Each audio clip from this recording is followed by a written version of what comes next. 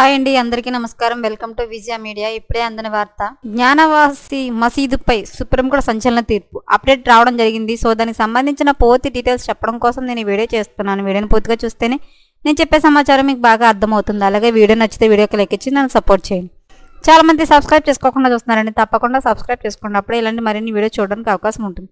అలాగే video like చేయడం వల్ల వీడియో కొంతమందికి రీచ్ అయ్యే ఇన్ఫర్మేషన్ మరి కొంతమంది తెలిసే అవకాశం ఉంటుంది. సో లేట్ చేయకుండా మన వీడియోలోకి వెళ్ళిపోదాం.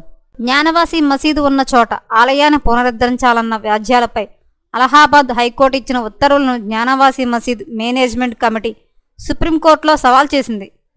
ఈ పిటిషన్ను విచారణకు తీసుకున్నట్టు కోర్టు శుక్రవారం తెలిపింది.